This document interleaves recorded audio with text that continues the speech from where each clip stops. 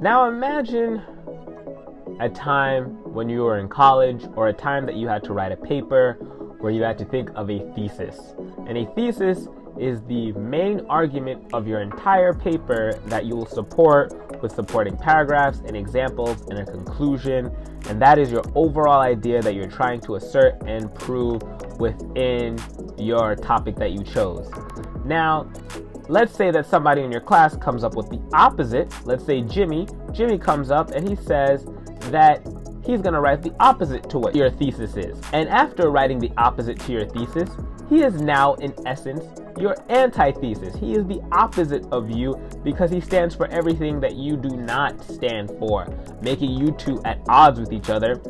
And that basically has made little Jimmy over here our villain of the day. And that's what we're going to be talking about today. We're going to be talking about villains and how to make them interesting. Now, before we get into this video, don't hesitate to hit that like button. Don't hesitate to subscribe if you're new. Don't hesitate to hit that bell for notifications if you didn't, because it helps you get notifications about things that I have to say. Now, let's get into the first point. What makes our villains interesting? Now, when we're thinking about thesis and antithesis, you're like, Vandal, what are you even talking about? Thesis, antithesis. Thesis is your main idea. Antithesis is your opposite of that idea. So let's take that as we have the hero, we have the villain. Now, what makes the antithesis more interesting? It gives opposition to what the thesis is and why it is wrong. And that's the most important part. Why? Why is any of this important? Maybe it's something that the villain themselves has struggled with, noting that the thesis originally, or the main idea, wasn't something that lived up to what it truly was, or couldn't actually see it for what it was because they experienced something that traumatized them or hurt them or made them see that there might be another way to do something else. So they have like branched outside of like the general norms of thinking, and they have a reason for why they think that thesis should now become the antithesis because their way of seeing it is correct. So now we have ideology at play here, which is very good because your character should have an ideology and something that they stand for, because it pulls the viewer in. When you have someone who has like something that's very compelling, a villain that has a very compelling ideal, makes it harder to figure whether the hero is right or the villain is right. And we're going to talk more about that when we get to moral ambiguity. But just having this whole reason ideology makes it very good for the reader or viewer to just like connect with the villain. Some good examples that I have from like some shonen stuff, some American stuff, are, for example, Zahir. He wanted anarchy, but he had his reasons for his anarchy because he believed that people could only believe in themselves and take ownership of themselves because they knew what was best for themselves. And they believe that oppressive monarchies and other people who are telling them what to do shouldn't have that power just gifted to them on the sake of the fact that they are, which is a compelling point.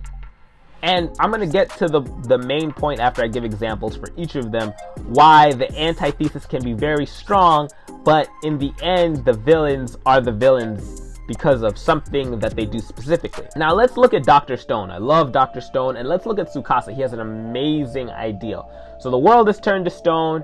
Everyone is like gonna, just not come back to life. But his thing is that he had a traumatic experience with some adults, and he saw that adults won't make this world any better because if they come back, they'll just want to bring back the same things that were done to him. And he makes a great point. The world, if you look at it, maybe you can take some points from it. Maybe the world wasn't as great as it might have been. Maybe it's not that great. So maybe he has some points there that actually not bringing them back would be a good idea. We'll come back to him. We're gonna have like caveats at each point. They all have their points, but then there's reasons why they don't work. Then we have Shokugeki no Soma's villain, Nakiri. I hate mispronouncing names, y'all, so I'm gonna try my best. Azami. So he was amazing. Oh my god, when he dropped, I was like, bruh, psh. So his ideals is that everybody's food sucks ass, and that no one can actually make good food if they're not taught a certain regimented way. Expression in food will lead to horrible, deleterious, I don't know if that's a word, effects on the whole food economy. So he wants to create a school where everyone follows one way of cooking, one method of cooking, and they're removed from the individuality that makes food. Which is a very interesting point when you think about it. There are a lot of people who can try and think about putting stuff in food that doesn't belong, like putting raisins in egg salad or something. That's raisins? And then I have my character that I've been drawing right here that you guys have been seeing for like the last couple of minutes. Their name is Carnicia the Scorned, and they believe that the world that they live in, the idea and concept of love is convoluted and doesn't make sense because it doesn't allow for the freedom of expression, and that they want to unlock that freedom of expression. However, what happens in the process of that is going to lead perfectly into the next point, is that each person that I've mentioned has an ideal, and the thing that makes a villain different from the hero is the process in which they aspire to get that goal. So the methods that they're using to get that goal, whatever it is detrimental to their overall cause. So for example, Zahir calls for anarchy and letting go of all of these things. However, he's going to kill to do that. Tsukasa doesn't believe that adults should be in this world, but then he's going to kill them to reach this ideal. Nakiri Azami wants conformity within food, so he's going to strong arm everyone into believing that that is it and taking away any other choice and individuality that anyone might have. And then my character, Carnicia the Scorned, wants to control the love and take it for herself and keep that from everyone, thus showing them that it can be changed, but doing it in a way that is going to harm everyone. In each of those instances, the morality of the character is brought into question. Killing people to meet your end is wrong, and thus that's why the villains are shaped that way. Even if they have the most compelling argument, their methods to doing that, their methodology of attaining their goal, is the part that can often be viewed as not in the interest of the hero or those reading it, or those who have like certain morality that believe that maybe killing to do what you need to do isn't correct. So that's what I feel like really shapes the core of your villain. Now, looking at looks is an important part of our villainry. Like, villains shouldn't have a twirling mustache or anything. Honestly, I think the most scariest villains are the ones that you can't see coming. Those are even more scarier. Like when you see a traitor in some show or something like that, it just throws you off because it's dissonance. Like the way someone looks is usually what you think that they would be, which I think would be great for a villain.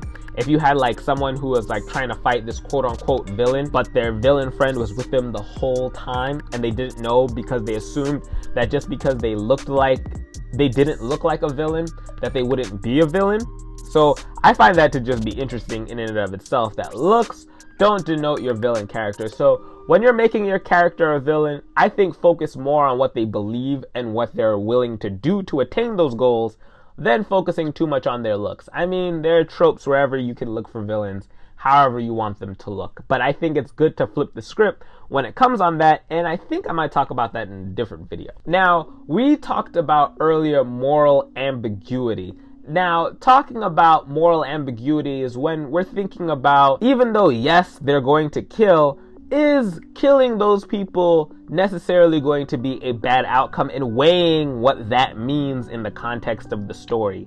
Now, if you overthrow oppressive governments and kill them to liberate the people, is that necessarily a good thing or a bad thing? And I'm getting way too political here, but that is just a thought I'm thinking about in Zahir's instance. Or if we kill all the adults, what happens? How do kids grow up in a world where they may not understand what's going on, or they have no leadership? And how would a new world look without adults? And would that naturally just have itself be like that? It seems like also another thing that I'm extrapolating from here is that the main villains have this idea of control because the control that they've lost was because of the system that they were in, but now we want to put that back into perspective and them taking control back in the ways that they find work with their ideal. Now, the other important part, we're gonna skim through these, but those main parts in the beginning are like the most core parts of your villain that you need to think about.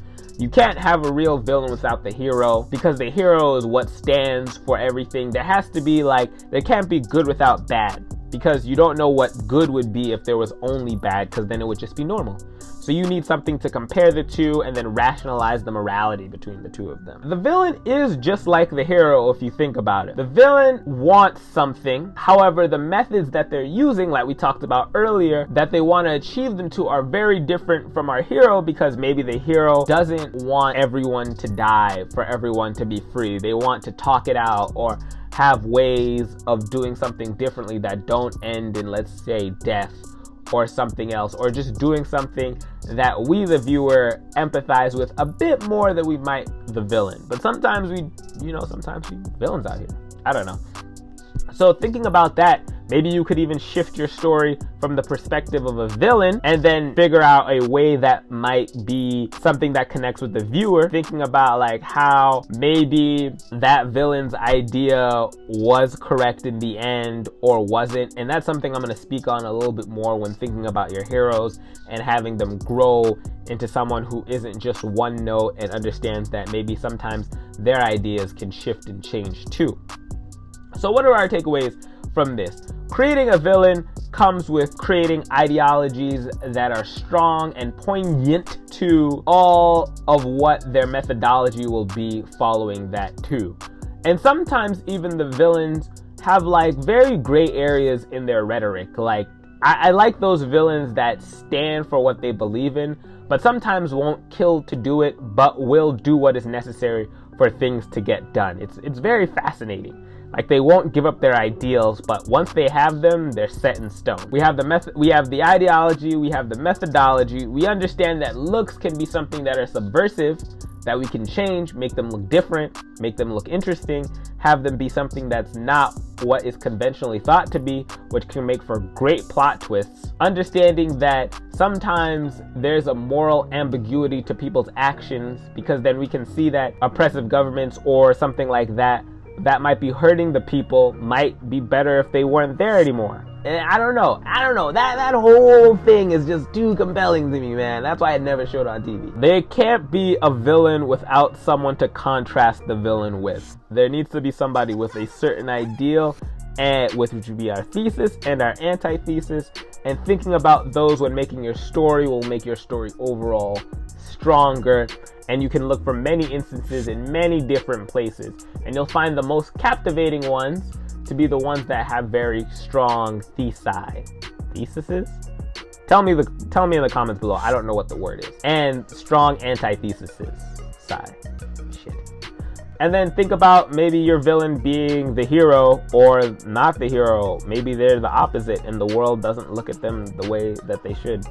Because you could even think about it like this. Last one right here, y'all. Think about when Naruto was vilified because he was, and it was for no fault of his own, but someone that inherited being a demon that didn't want to be a demon but was a social outcast because of things that were outside of his control, and easily could have been a villain because he was ostracized by society for something that he had no control over. And that's where I'm going to leave you guys with. The thought is the difference between the hero and the villain, like said in one of the Batman comics, I think, it's just one bad day. It just takes one bad day to make you into a villain or into a hero.